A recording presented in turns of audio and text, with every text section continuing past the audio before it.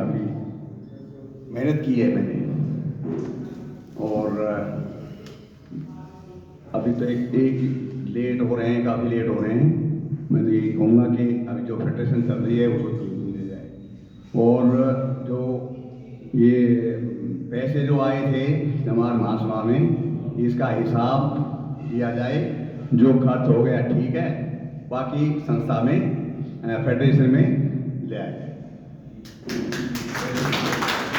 दूसरी बात यह है कि वो आपको पहले बता दिया, कमिश्नरी लेवल पे हम मेहनत करें और अपनी सभी फेडरेशन, सभी संस्थाओं को जो रजिस्टर्ड हैं उनको फेडरेशन के साथ जोड़ें।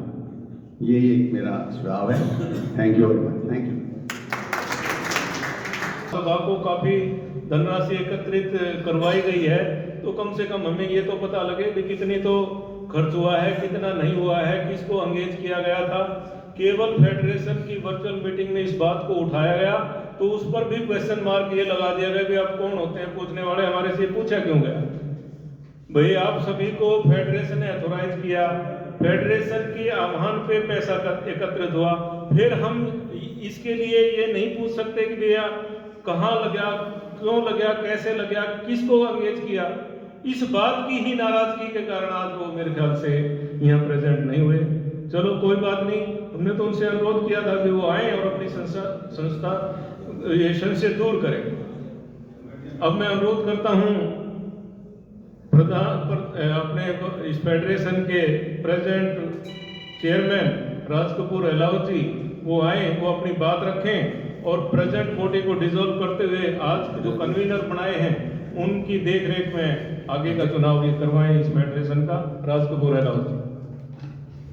मंत्री पुनिया साहब,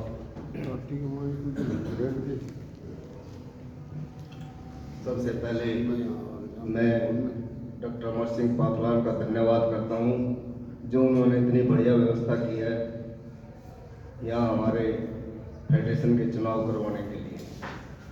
और फेडरेशन के गठन में मैं कहूँगा कि माता रमाबाई जो संस्थान है रेवाड़ी से, वो एक मील का पत्थर है, क्योंकि वहीं से शुरुआत हुई थी।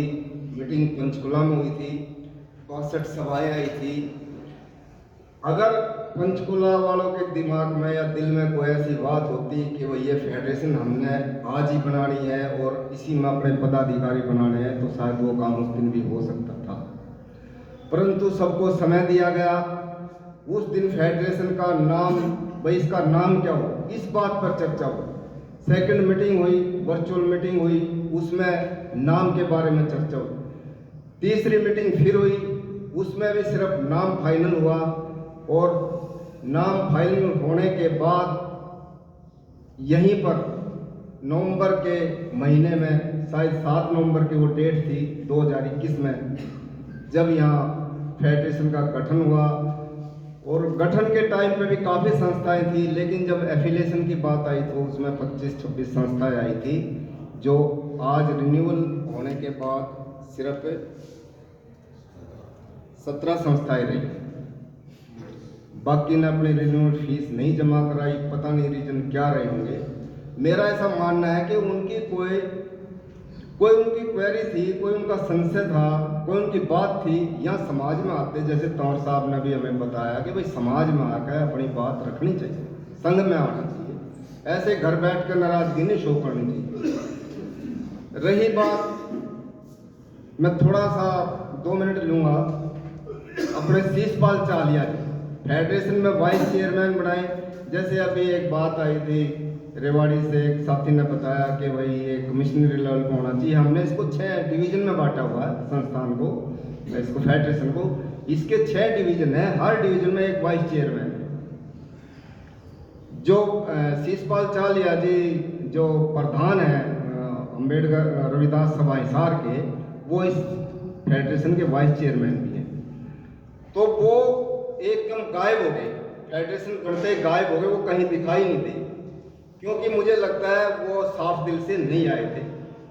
गायब होने के बाद वो पूरा साल नहीं आए। जब ये फैसला आया सुप्रीम कोर्ट का, जब इसकी एक मीटिंग हुई हमारी वर्चुअल, भाई ये फैसला आ गया और इसमें इस वर्गीकरण कर दिया, तो इसमें हमने क्या करना चाहिए। इससे पहले चमार महासभा वर्गीकरण का केस लड़ रही थी और वो गडरियों का केस भी लड़ रही थी, जैसे गडरिया कास्ट को एससी में डाल दिया था, वो भी एक केस लड़ रही थी और भी कई मामले चमार महासभा के। उस मीटिंग, वर्चुअल मीटिंग में शीशपाल चाल आए और सबसे पहले उन्होंने ये कहा कि भाई हम हिसार में मीटिंग कर रहे हैं और हर संस्था 5 लाख रुपए देगी और हम कोर्ट में केस करेंगे।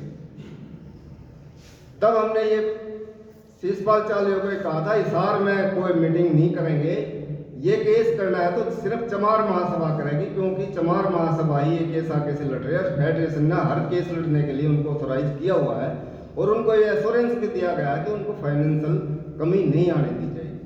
भाई आप केस लड़ो, पैसे की कमी नहीं आने दी जाएगी। लेकिन शीशपाल चालिया ने एक शंभु नेता होने के नाते एक लेटर लिखा उसी टाइम रात को, और एक लेटर लिखकर मेरे पास सेंड कर दिया इस पे व्हाट्सएप पे। मैंने देखा नहीं, अगले दिन उसका फोन आया, आपने मेरा लेटर नहीं देखा। मैं कहा मेरे पता नहीं, मैंने ध्यान नहीं किया। बोला देखो उसको देखा, देखते मैंने देख लिया। मैं कहा देख लिया। बोला ठीक है। मैं कहा बिल्कुल गलत है, ठीक नहीं है। मैं कहा आपको किसने ऑथोराइज कर दिया? भाई एक फेडरेशन हमारा बना रहा है, उसमें सभी संस्थाएं हैं, वो संस्थाएं बैठ के फैसला लेंगी, इस पर हमने क्या निर्णय लेना है। तो उस दिन से उसने मेरे से बात करनी बंद कर दी। उसने पता लगा लिया कि भाई ये मेरी बात नहीं सुनेगा। उससे पहले भी उसने मेरे से एक गलत काम करवाने की कोशिश की थी।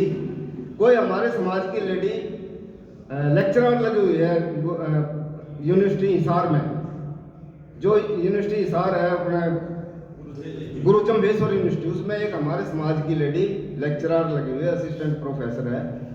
तो शीशपाल चालिया का मेरे को फोन आता है कि चेयरमैन साहब वो लेडी है ना गलत लगी हुई है और ऐसे ऐसे है ना, मेरा भतीजा है, सारी क्वालिफिकेशन पूरी करता है, ये करता है। आप उसको वीसी को एक लेटर लिखो फेडरेशन की तरफ से कि भाई ये गलत तरीके से लगी, इस लेडी को हटाया जाए। मैं बोला भाई लेडीज किस समाज की है? बोले वो तो अपने समाज की है। मैं कहा भाई वो गलत लगी चाहे सही लगी, वो लगी ना। बोला मैं कहा उसको मैं हटाने के लिए लेटर नहीं लिखूंगा। तो उसी दिन से वो मेरे से मेरा। अब जैसे चमार महासभा ने फेडरेशन की मीटिंग में आने का बहिष्कार किया, आने के लिए मना किया, उसमें रीजन क्या रहा? वर्चुअल मीटिंग में मैंने उससे पूछ लिया कि दैया साहब कितने पैसे हुए, आपने बताया नहीं। उसने कहा 14 लाख, 1 लाख खर्च हो गया, 13 लाख हमारे पास बच रहे हैं।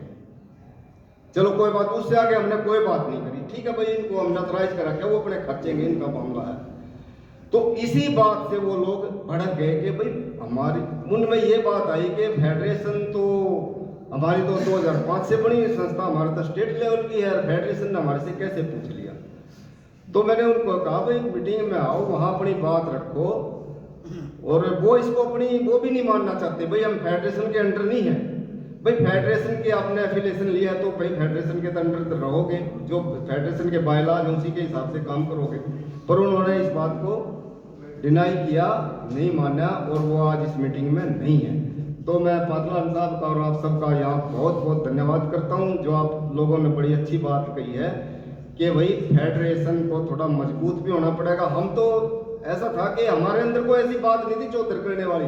भाई ये था एक चमार महासभा केस लड़ रही है, वो भी समाज के लोग हैं, पर हमने ये नहीं पता था कि उनके दिल में ऐसी भी बातें हैं कि वो अपने आप ही शंभू बने फिर रहे हैं, उन्होंने समाज की कोई परवाह नहीं है। जबकि उनको बता दिया भाई ये कोर्ट केस में रिव्यू डालने की जरूरत नहीं, आप मत डालो, परंतु फिर भी जाकर डाला। कल फिर दैया साहब का फोन आया कि हम राजीव आत्माराम जी के पास बैठे हैं और हमें आपकी जरूरत पड़ेगी तो हम आपको बुलाएंगे। मैं कोई बात नहीं, हम आपके साथ हैं, आप बात कीजिए इनसे। तो उन्होंने क्या बात की ये पता नहीं, शायद केस डालने की बात होगी। डिप्राइव्ड शेड्यूल कास्ट के और SC DSC के बारे में थोड़ा और मैं बताना चाहूँगा। इस चीज़ से बिल्कुल घबराने की जरूरत नहीं है। सन 50-52 में मेरा ख्याल ये रिजर्वेशन लागू हो गई थी और हमारे समाज का प्रतिनिधित्व मेरा ख्याल 70 के बाद ही आया है। पिछले 20 सालों में इतना ज़्यादा नहीं था, क्योंकि हमारे पास साधन नहीं थे, हम पढ़े लिखे नहीं थे। अब हमारे बच्चे पढ़े लिखे हों, उनके साधन संपन्न है, बिल्कुल परवाह करने की घबराने की जरूरत नहीं। बच्चे अपने आप ही अपने दम पर नौकरी ले लेंगे, वो छीन लेंगे नौकरी, ठीक है। बाकी आप लोगों ने बहुत साथ दिया इस फेडरेशन का, और शायद हमारे में कुछ कमियां रही हैं। भाई हम संस्थाओं को नहीं जोड़ पाए, हम अपने आप को ज़्यादा वो नहीं मानते, अपनी कमी महसूस करते हैं। भाई हमने इतना काम नहीं किया जितना करना चाहिए। और आप सब यहाँ पहुँचे आप सबका बहुत बहुत धन्यवाद। और आपने पूरा कोऑपरेशन सहयोग दिया है फेडरेशन को।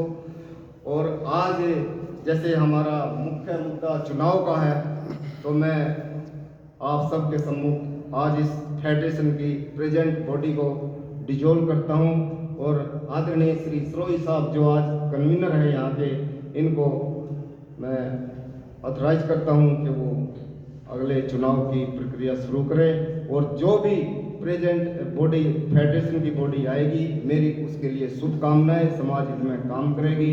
इसी के लिए आप सबका यहाँ पहुँचने पर बहुत बहुत धन्यवाद, स्वागत।